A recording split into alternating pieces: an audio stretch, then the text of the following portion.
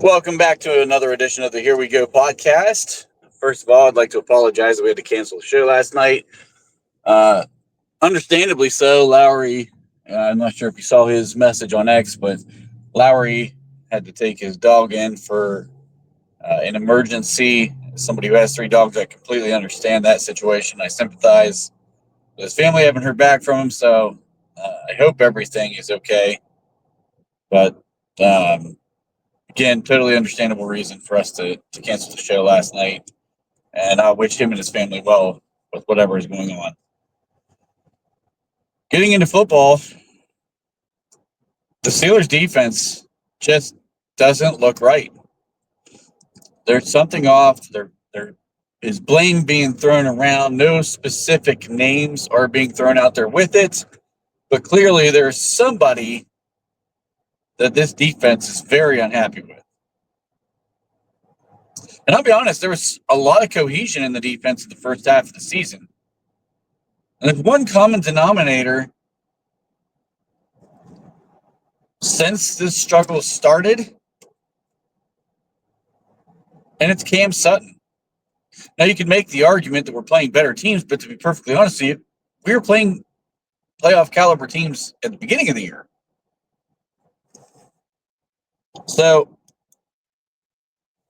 I don't know that it's the level of competition. Yes, that's going to have a little bit to do with it, but you expect a team that was giving up, depending on which game you're looking at, 13, 14, maybe 15 points a game, to all of a sudden giving up 30 plus points a game.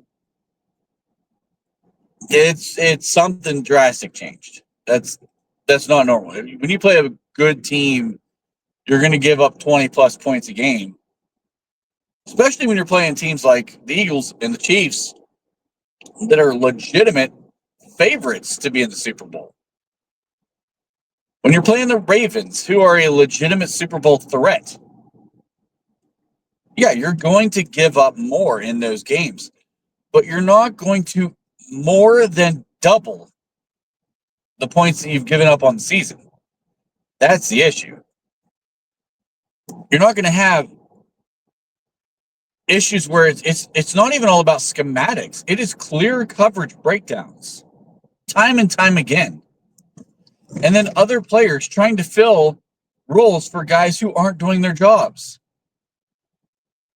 which creates more coverage breakdowns. And you see a defense full of guys turning around, putting their hands up, pointing to each other, and just all around not knowing what's going on. We're having week one problems going into the last game of the season right now. They have a 10-day break. They need to figure a lot out in that 10-day break. Because if they do not get it together, even the Bengals are going to beat us in this scenario. A Bengals team that can't stop a light breeze is just going to put up so many points on this defense that there's nothing the offense can do about it.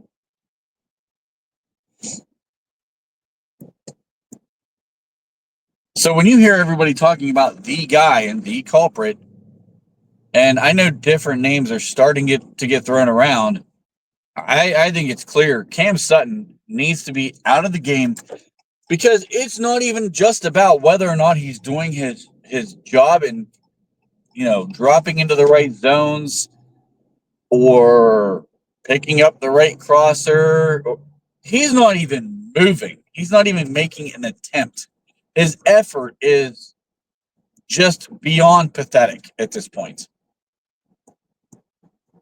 I mean, I've watched Minkah Fitzpatrick come from 10 yards away to make a tackle on a guy who was standing right in front of Cam Sutton. I'm watching him point to a crosser, knowing he's the only guy in the area. And again, Minkah Fitzpatrick coming from deep to come get that guy to try to limit the gain because Cam Sutton doesn't even move. I'm watching Patrick Queen give an indicator on his right hip that he's blitzing, and that Cam Sutton needs to stay back. And Sutton blitzes anyway. When Sutton blitzes, you have a trips stack on the same left side of the formation. Sutton blitzes and leaves two guys to cover three. I mean, these are just stupid mistakes that you can't possibly be making at this stage of the season. The guy's got to go. Beanie Bishop being an undrafted free agent rookie or not, I don't care. The dude was doing his job. He wasn't perfect. He wasn't an all-pro, but he was doing his job, and the defense looked better when he was in the game. It is abundantly clear to me that this is Mike Tomlin's guy, and he's riding with it. And for a team that does not call people out by name, for a group of players to come out and start calling out the guy when one guy doesn't do his job, all 11 fail, things like that, you got to get that guy off the field. We owe Cam Sutton absolutely nothing. We should not have brought Cam Sutton back to begin with based on his off-the-field behavior. And anybody willing to do the things that he did, it shouldn't be a surprise that he's also willing to quit on his football team on the field.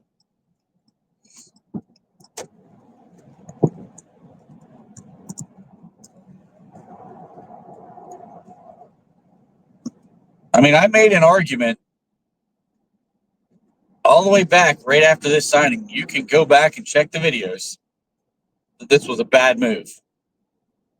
It was a bad move for optics. I don't care what kind of football player he should have been when he got here. It wasn't worth it.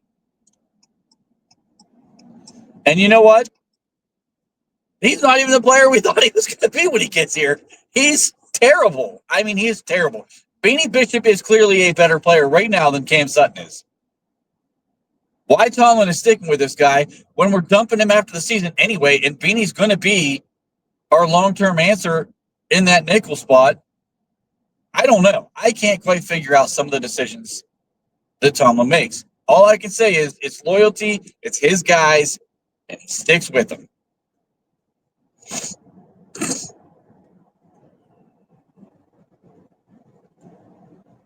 But the defense needs to be fixed. Another guy that needs to never see the field defensively again is James Pierre. That dude is just bad. He is bad.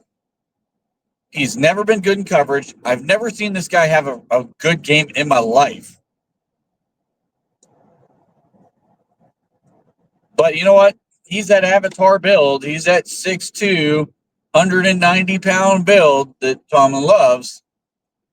So is Corey Trice, and Trice is playing significantly better. He just far outsnapped James Pierre in this last game, and he had against Patrick Mahomes, who's giving up over 300 yards through the air to this defense. He handed over 300 yards to this defense. Corey Trice gives up 2 receptions for 12 yards. Literally the only guy on the field who did his job in that secondary. He's the only guy. Dante Jackson gets smoked by a freaking tight end.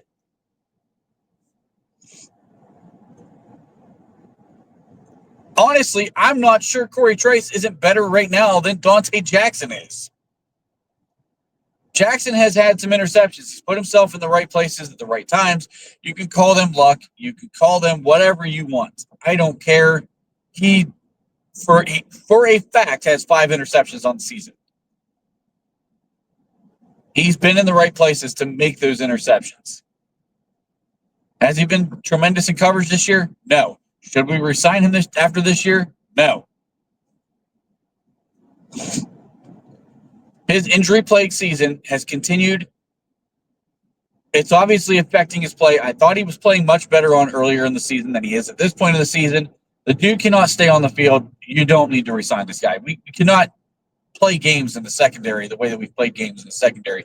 I'd rather take a chance on a guy like Corey Trice, who's injury prone, than a guy like Dante Jackson, who's getting ready to be 30 or 31. I don't remember.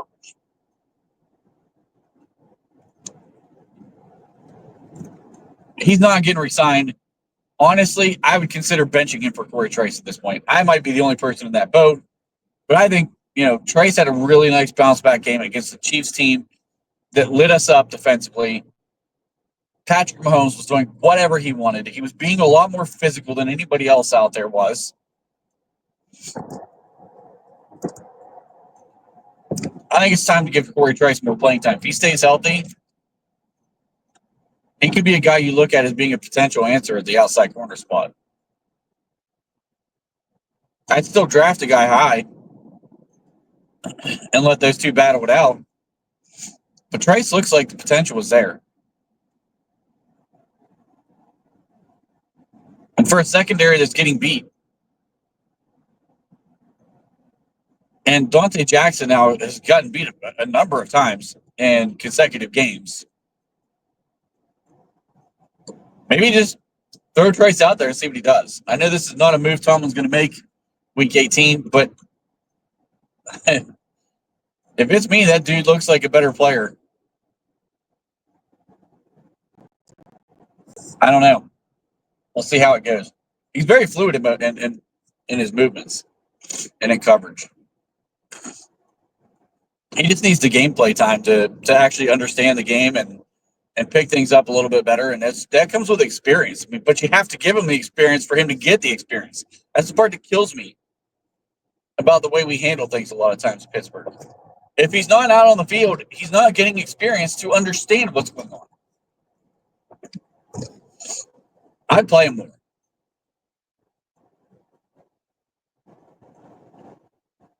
Minkah Fitzpatrick's been playing a bit of hero ball lately, but I think it's more in part because he's trying to cover up so many deficiencies within the rest of the guys. I don't think it's a Minkah Fitzpatrick problem. I keep hearing his name being thrown around out there, but I really think the guy is just trying to cover up for guys like Cam Sutton and James Pierre who just aren't doing their job. I'd love to know what everybody else thinks about that one. Because, I am consistently seeing people throw Minkah's name out there. Reporters alike. It's not just fans. It's reporters, too. Guys who are in the locker room. I'm not saying he's not out of position at times. To me, I think it's more him trying to cover up for deficiencies within the defense because guys aren't doing their jobs.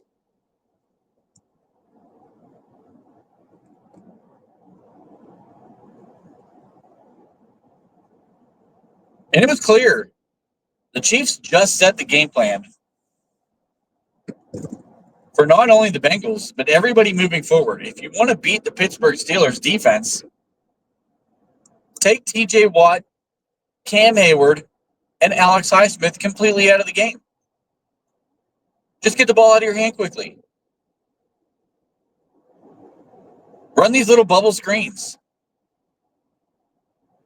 Wide receiver screens. Just run quick game in general.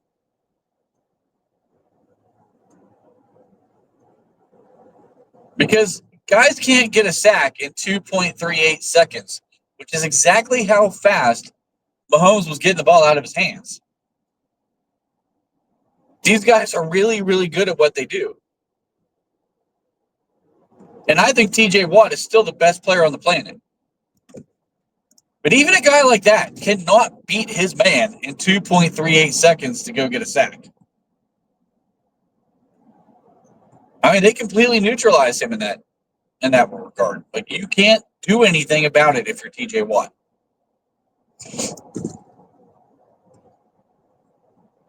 Even if the right tackle fell on his face from the snap of the football, it'd be a struggle to get there. You could put pressure on. But that should be the game plan to beat this defense moving forward for anybody who watched it. The problem is most teams don't have a quarterback who can diagnose everything as quickly and as effectively as what Patrick Mahomes does. So we'll have to wait and see if guys have the right people to put that in place. But I think Joe Burrow is that guy. He clearly is that guy.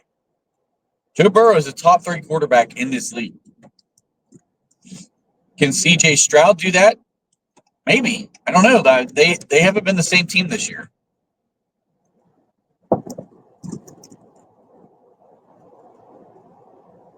Can Lamar Jackson do that? It's not really his game. But maybe. Maybe the Ravens would be willing to try it. Playing a team 3 times in a season is very difficult for either team. Usually you got to try to put some kind of a wrinkle in there. That might be their wrinkle. It's getting the ball out of his hand faster. You take away who Lamar is by doing that, but if you feel like that's in his skill set, it's something they could look to try to exploit.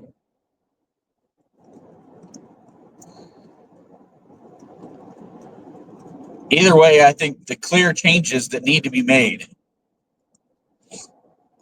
Defensively, it's Cam Sutton needs to be benched. I don't even care if they cut him at this point. We owe the dude nothing. He signed for a vet minimum. He's taking up a roster spot. Who cares? I'd bring up Eric Rowe at this point. He ain't going to be worse. At least he'll give effort. That's the part that kills me about guys in the NFL. When you don't give effort, like you just shouldn't play. And that gets excused way too often in Pittsburgh. Just cut him. Get rid of him. He sucks anyway. Bench James Pierre. He should never see the field over Corey Trice again. I'd seriously consider starting Trice over Dante Jackson. That one's going to be the one that I think a lot of people are going to disagree with. I would start Trice over Dante Jackson right now. And offensively, I'm only going to say one thing here. I think Jaylen Warren needs to be the primary back. It still needs to be a split between he and Najee Harris. That's where they're most effective. But I think Jaylen Warren needs to start. I think Jaylen Warren needs to get the early carries. And I think he provides a spark to this offense right now that no one else is providing. Not Russ, not George Pickens. Because I could get on a whole nother rant about George Pickens doing the exact same shit Cam Sutton's doing on the offensive side of the football and just not playing. I'm not going to get into it today because that'll be a whole nother 30 minutes.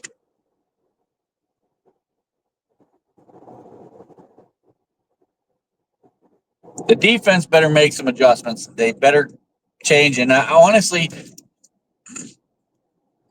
I'll say this last piece about the defense, and then I'm going to wrap this thing up. A lot of people, including myself, are complaining about the schematics and the lack of adjustments from Teryl Austin. But after seeing some of this stuff with the film that's been put out there, what the hell is a change in schematics going to do? If you've got a guy on the field that is play after play blatantly not doing what he's supposed to be doing and is not following his assignments and not putting effort into the game, it doesn't matter what you change schematically. It's still not going to work.